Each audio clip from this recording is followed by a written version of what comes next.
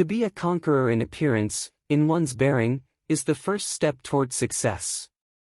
It inspires confidence in others as well as in oneself. Walk, talk and act as though you were a somebody, and you are more likely to become such. Move about among your fellow men as though you believe you are a man of importance. Let victory speak from your face and express itself in your manner. Carry yourself like one who is conscious he has a splendid mission, a grand aim in life. Radiate a hopeful, expectant, cheerful atmosphere. In other words, be a good advertisement of the winner you are trying to be. Doubts, fears, despondency, lack of confidence, will not only give you away in the estimation of others and brand you as a weakling, a probable failure, but they will react upon your mentality and destroy your self-confidence, your initiative, your efficiency.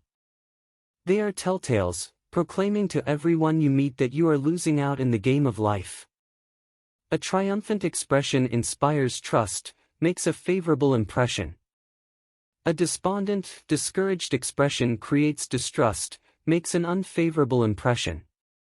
If you don't look cheerful and appear and act like a winner, nobody will want you. Every man will turn a deaf ear to your plea for work. No matter if you are jobless and have been out of work for a long time, you must keep up a winning appearance, a victorious attitude, or you will lose the very thing you are after. The world has little use for whiners, or long-faced failures. It is difficult to get very far away from people's estimate of us. A bad first impression often creates a prejudice that it is impossible afterwards wholly to remove.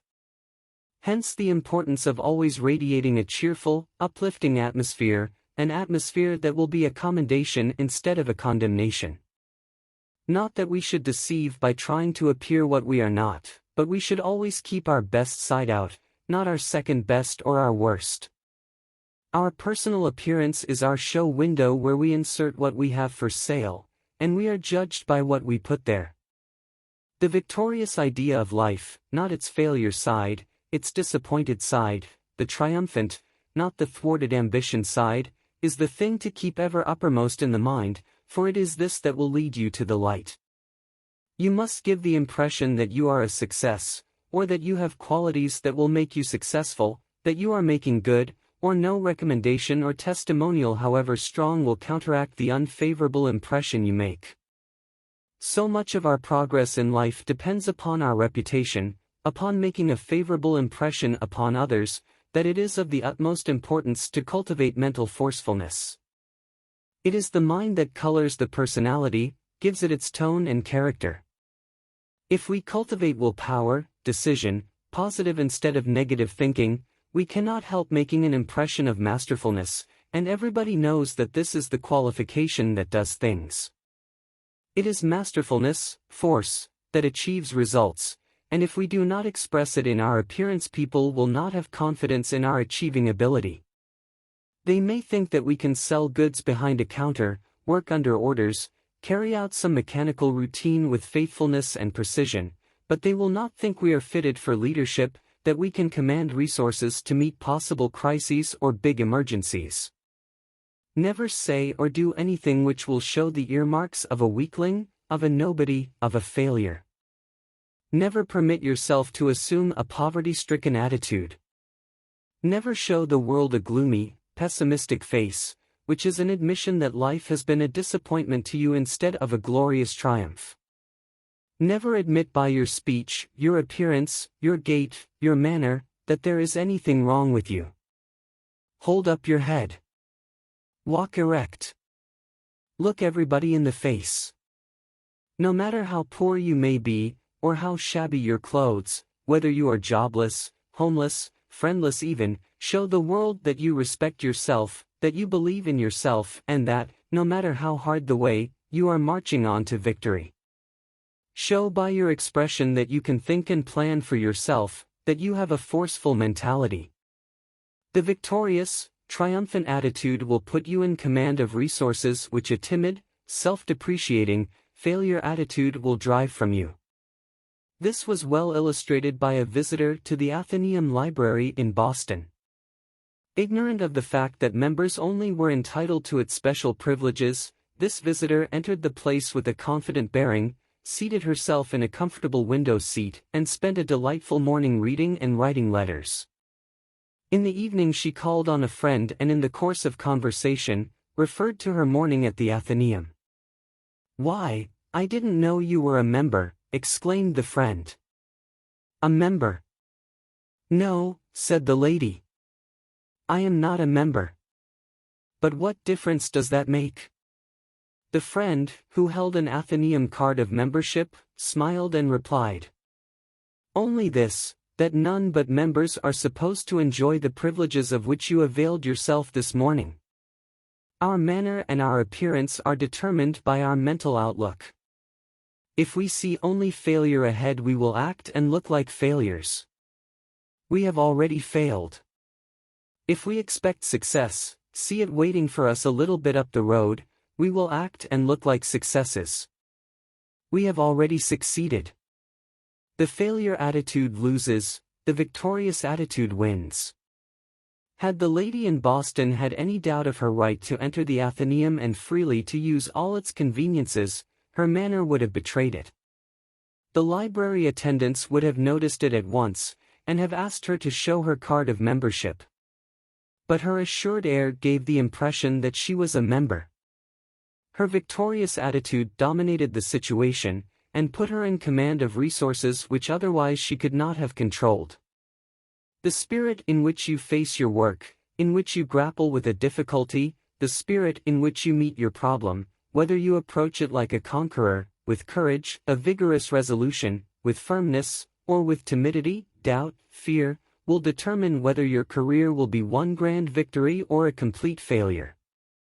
It is a great thing so to carry yourself wherever you go that when people see you coming they will say to themselves, "Here comes a winner. Here is a man who dominates everything he touches."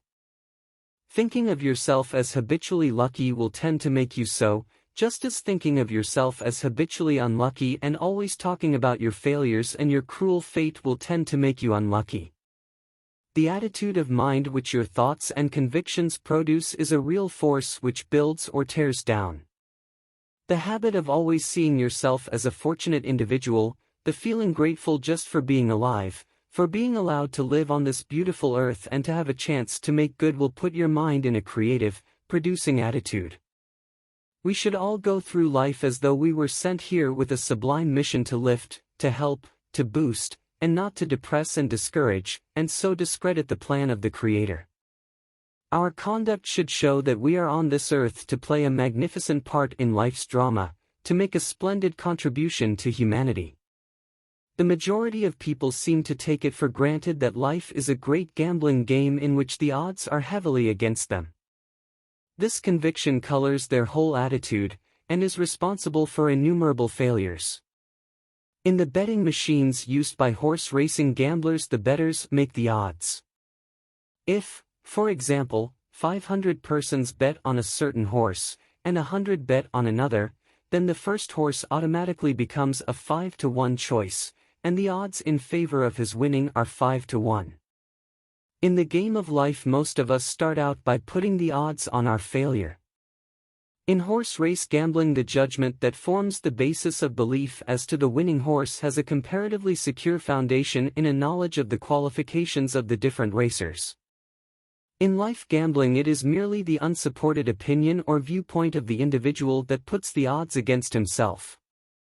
The majority of people look on the probability of their winning out in the life game in any distinctive way as highly improbable. When they look around and see how comparatively few of the multitudes of men and women in the world are winning, they say to themselves, "Why should I think that I have a greater percentage of chance in my favor than others about me? These people have as much ability as I have, perhaps more, and if they can do no more than grub along from hand to mouth, of what use is it for me to struggle against fate?" When people believe and figure that they cannot, and therefore never will, be successes, and conduct themselves according to their conviction, when they take their places in life not as probable winners, but as probable losers, is it any wonder that the odds are heavily against them? Mad, insane, eccentric, We say when some miserable recluse dies in squalor and wretchedness, starved, the coroner's inquest finds, although bank books revealing large deposits, or else hoards of gold, are discovered hidden away in nooks and crannies of the wretched miser's quarters. Are such persons, whom we call mad, insane, eccentric, who stint and save, and hoard in the midst of plenty, refusing even to buy food to keep them alive, any worse than those who face life in a poverty-stricken, failure attitude, refusing to see and enjoy the riches, the glories all around them? Is it any wonder that life is a disappointment to them? Is it any wonder that they see only what they look for, get only what they expect? What would you think of an actor who was trying to play the part of a great hero, but who insisted on assuming the attitude of a coward, and thinking like one, who wore the expression of a man who did not believe he could do the thing he had undertaken, who felt that he was out of place, that he never was made to play the part he was attempting? Naturally you would say the man never could succeed on the stage, and that if he ever hoped to win success, the first thing he should do would be to try to think himself the character, as well as to look the part he was trying to portray. That is just what the great actor does.